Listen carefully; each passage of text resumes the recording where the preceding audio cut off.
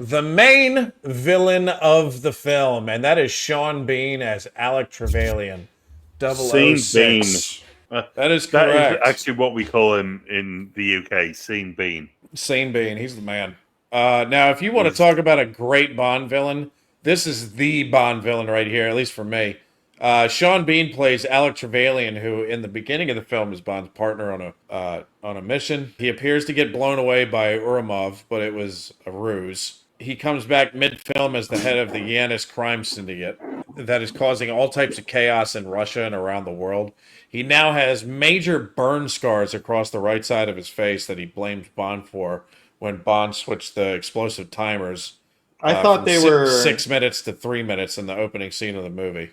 Go ahead. I thought they were syphilis scars. Well, it could be because you know what those Russian girls be like.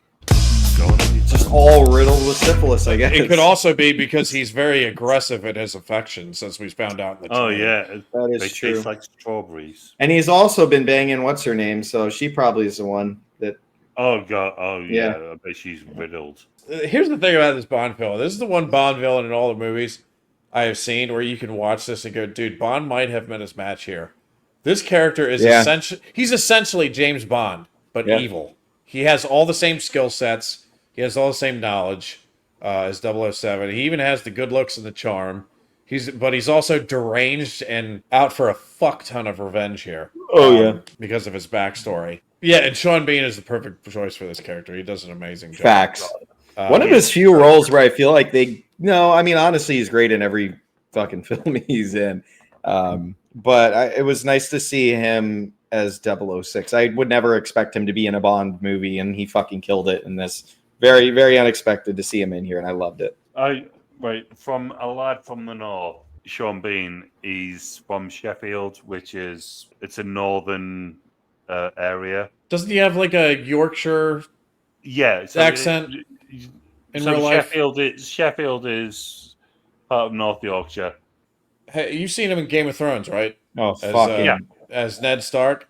Oh, I think that his accent, his northern accent in that show is probably closer to what his real accent is. Okay, sick. I would say that is so much more closer to what this is. Okay. Ned Stark is so much more closer to Sheffield. Gotcha. Yeah. All right, lad, going up top. All right, see you there. There's several action sequences in this film that are great and worth remembering. But I have to say, I think my favorite action sequence in the entire movie is the fight between James Bond and Alec Trevelyan. Facts. Specifically the fist fight. Mine was in the sauna, but go ahead.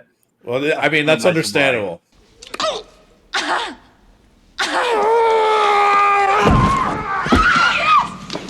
That's dude, I can't blame you at all, dude. This fight between 007 and 006 is pretty brutal, too. Yeah. Nothing too ridiculous, except for maybe when James Bond tries to throw a chain at 006 and it hits the wall. Do you remember that part? He just... Ghost Rider, yeah. And then it's just... Yeah. The fight really conveys the fact that both of these men know each other's fighting styles very well because they have the same fighting style. They were trained to kill by the same people. The winner of this fight is going to be the one who applies their training better than the other. And as it turns out, 006 wins the fight initially. He might not have won it outright. Neither of them knock each other out. The fight is won when Trevelyan grabs the gun from off the floor. Of course, he pauses to let Bond escape through the trapdoor. Hollywood. Hey, it's James Bond, you know. But I say 006 is the winner of that exchange. So Bond almost gets his arm ripped out of his socket going down this ladder. 006 calls a helicopter to pick him up once he gets rid of Bond, which in turn is hijacked by Natalia. But the fight between 007 and 006 continues on this ladder. 006 once again gets the better of him in these exchanges. However, when the helicopter shows up and Natalia takes it over, it distracts 006 and Bond manages to get a headbutt in. This knocks 006 over the edge, but Bond grabs it by the foot. 006 then says, Simba! Oh, sorry. For England, James? No, for me. And then lets him go. He lets Trevelyan go. Lives. He drops Yes! He falls 1,000 feet to the bottom of this thing. 3,000 fucking feet and lands on his He's back. 006. Of course he lives. Slams into the ground. Guess what? He's still alive. Practically Jason Bourne. I think even when I saw this all these years ago as a kid, and he landed down there and fucking survived, I was like, fuck off. There's no way he survives that. I mean, his legs were mangled. Like, he wasn't living for long. Yeah, his legs were fucking... And he is 006 out No, of fuck off. There's no way anybody survives that. He did not survive that. He got... That guy, when he hit the bottom of that dish, he turned into dust. Yeah, it should have looked like a vineyard. Grape stomp. It should have looked like one of those people who got vaporized by the fucking machines in War of the Worlds. Oh, I thought you were gonna say Army of Darkness. No, there's no way he fucking survived that. Yeah. But they had to do that so they could have the big drop.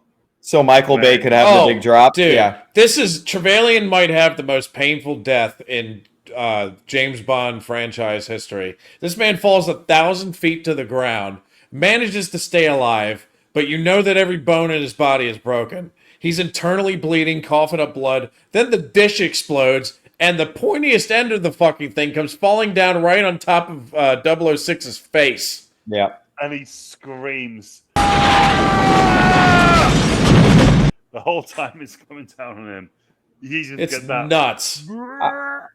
I'll give you as if the broken body wasn't enough. They drop an entire satellite dish the size of a football field on top of his fucking face. This is a franchise though where the over. See, here's the thing.